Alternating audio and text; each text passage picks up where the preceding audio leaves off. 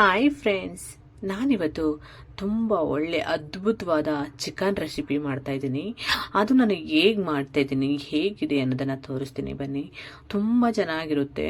ಮತ್ತು ನಾನು ಬಾಣಲಿ ಇಟ್ಕೊಂಡು ಬಾಣಲಿಗೆ ಕಾದ್ಮೇಲೆ ಸ್ವಲ್ಪ ಎಣ್ಣೆನ ಹಾಕ್ಕೊಂಡಿದ್ದೀನಿ. ನಾನು ಚೆನ್ನಾಗಿ ಚಿಕನ್ನ ಅರಿಶಿನ ಪುಡಿ ಹಾಕಿ ಚೆನ್ನಾಗಿ ತೊಳೆದು ಇಟ್ಕೊಂಡಿರೋದನ್ನು ಹಾಕೋತಾ ಇದ್ದೀನಿ. ಚೆನ್ನಾಗಿ ತೊಳಿಬೇಕು. ಅದಾದಮೇಲೆ ನಾನಿವಾಗ ಎಣ್ಣೆ ಹಾಕಿರೋದ್ರಲ್ಲಿ ಎಣ್ಣೆಲ್ಲೇ ಚೆನ್ನಾಗಿ ಚಿಕನನ್ನು ಬೇಯಿಸಬೇಕಾಗುತ್ತೆ. ಅದರಲ್ಲಿ ಚಿಕನ್ನಲ್ಲಿ ನೀರು ಬಿಡುತ್ತಲ್ಲ, ಆ ನೀರೆಲ್ಲ ಫುಲ್ಲು ಡ್ರೈ ಆಗೋವರೆಗೂ ನೀವು ಬೇಯಿಸ್ಕೊಬೇಕು. ಯಾಕೆಂದರೆ ಅದನ್ನು ನೀವು ಅಂದರೆ ಚಿಕನ್ನಲ್ಲಿರೋ ನೀರೆಲ್ಲನೂ ಡ್ರೈ ಆಗೋವರೆಗೂ ಬೇಯಿಸ್ಕೊತು ಅಂದರೆ ಟೇಸ್ಟು ತುಂಬ ಚೆನ್ನಾಗಿರುತ್ತೆ.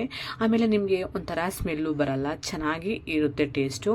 ಅದಾದಮೇಲೆ ಚಿಕನ್ನಲ್ಲಿರೋ ನೀರೆಲ್ಲ ಸುಂಡಾದ್ಮೇಲೆ ನಾನು ಒಂದು ಸ್ವಲ್ಪ ನೀರನ್ನ ಕಾಯಿಸ್ಕೊಂಡು ಆ ಕಾದಿರೋ ನೀರನ್ನ ಚಿಕನ್ಗೆ ನಾನು ಹಾಕೊಂಡು ಒಂದು ಕುದಿ 2 ಕುದಿ ಕುದಿಸ್ಕೊಂಡಿದ್ದೀನಿ. ಜಾಸ್ತಿ ಹೊತ್ತು ಬೇಯಿಸೋದು ಬೇಡ ಚಿಕನನ್ನ.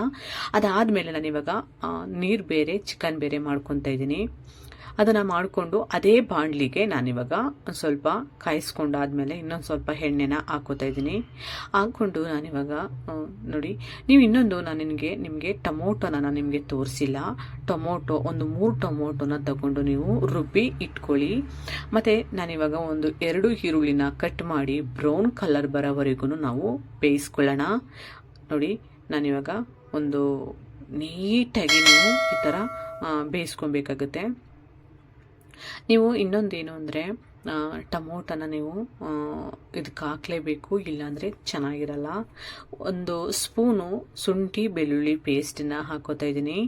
ಅದಾದಮೇಲೆ ನಾನು ಖಾರದ ಪುಡಿನ 1.5 ಸ್ಪೂನ್ ಖಾರದ ಪುಡಿನ ಹಾಕ್ಕೊಂಡಿದ್ದೀನಿ. ನಿಮ್ಮ ಹತ್ರ ಒಂದು ಒಳ್ಳೆ ಕಲರ್ ಆಗಿರೋಂಥ ಖಾರದ ಪುಡಿ ನಿಮ್ಮ ಹತ್ರ ಇಲ್ಲ ಅಂತ ಅನಿಸಿದ್ರೆ ನಿಮ್ಮ ಅಂದರೆ ಒಂದು ಬ್ಯಾಡಿಗೆ ಮೆಣಸಿನ್ಕಾಯಿ, ಒಂದು 3-4 ಬ್ಯಾಡಿಗೆ ಮೆಣಸಿನ್ಕಾಯಿನ ಹಾಕ್ಕೊಳ್ಳಿ. ನಾನಿವಾಗ ಒಂದು ಸ್ವಲ್ಪ ಅರಿಶಿನ ಪುಡಿ, ಸ್ವಲ್ಪ ಜೀರಿಗೆ ಪೌಡ್ರು ಇಷ್ಟನ್ನು ಹಾಕ್ಕೊಂಡಿದ್ದೀನಿ. ಮತ್ತು ನಾನು ನಿಮಗೆ ಟೊಮೊಟೊನ ಹಾಕಿರೋದ ತೋರಿಸಿಲ್ಲ, ಮತ್ತು ಅದನ್ನು ಟೊಮೊಟೊನ ರುಬ್ಬಿರೋದನ್ನ ಹಾಕ್ಕೊಂಡಿದ್ದೀನಿ ನಾನು. ಮತ್ತು 1 ಸ್ಪೂನಷ್ಟು ಧನಿಯಾ ಪೌಡ್ರನ್ನ ಹಾಕ್ಕೊಂಡಿದ್ದೀನಿ.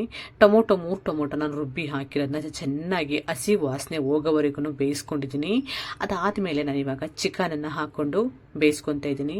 ನೀವು ಇನ್ನೊಂದೇನು ಅಂದರೆ ನಾವು ಈಗ ಮಸಾಲೆನ ನಾವು ಬೇಯಿಸ್ಬೇಕಾದ್ರೆ ಅದಕ್ಕೆ ನೀವು ಒಂದು ಸ್ವಲ್ಪ ಉಪ್ಪು ಹಾಕಿ ಬೇಯಿಸ್ಕೊಬೇಕು. ಏಕೆಂದರೆ ಆ ಮಸಾಲೆ ಉಪ್ಪು ಖಾರ ಚೆನ್ನಾಗಿ ಹಿಡಿದ್ರೆ ಟೇಸ್ಟು ಚೆನ್ನಾಗಿರುತ್ತೆ. ಸ್ವಲ್ಪ ಕರಿಬೇವಿನ ಸೊಪ್ಪು, ಸ್ವಲ್ಪ ಕಸೂರಿ ಮೇಥಿ, ಸ್ವಲ್ಪ ಕೊತ್ತಂಬರಿ ಸೊಪ್ಪು ಇಷ್ಟನ್ನು ಹಾಕ್ಕೊಂಡು ಫ್ರೈ ಮಾಡ್ಕೊಳ್ಳೋಣ. ನೋಡಿ, ಈ ಥರ ನಾವು ಹಾಕೆಲ್ಲನೂ ಫ್ರೈ ಮಾಡೋಣ. ನೀವು ಇನ್ನೊಂದೇನು ಅಂದರೆ ಚಿಕನನ್ನು ಆದಷ್ಟು ಸ್ಲೋವಲ್ಲಿ ಬೇಯಿಸ್ಕೊಳ್ಳಿ.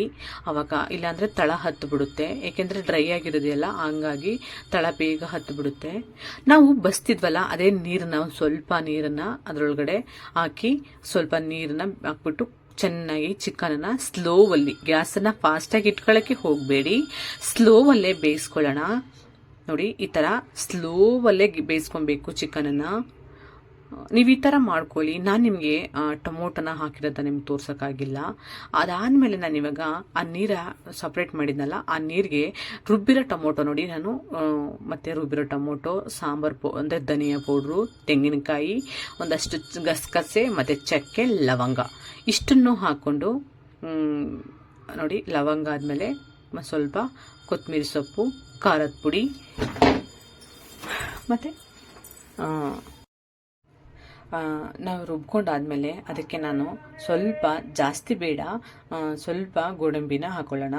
ಗೋಡಂಬಿ ಹಾಕ್ಕೊಂಡು ರುಬ್ಕೊಳ್ಳೋಣ. ರುಬ್ಕೊಂಡಾದ್ಮೇಲೆ ನಾನೀಗ ಆ ನೀರಿದೆಯಲ್ಲ, ಆ ನೀರಿಗೆ ಆ ಮಸಾಲೆನ ಹಾಕ್ಕೊಂಡು ಒಂದು 3 ಕುದಿ ಕುದಿಸ್ಕೊತ ಇದ್ದೀನಿ. ನೋಡಿ, ಈ ಥರ ಮಾಡ್ಕೊಳ್ಳಿ, ಸೂಪರಾಗಿರುತ್ತೆ. ನೋಡಿ, ಒಂದ್ಸಲ ನೀವು ಈ ಥರ ಮಾಡ್ಕೊಂಡು ನೋಡಿ, ನಿಮಗೂ ತುಂಬ ಇಷ್ಟ ಆಗೇ ಆಗುತ್ತೆ. ನೋಡಿ ಹೇಗೆ ಕಾಣಿಸ್ತಾ ಇದೆ ಅಂತ.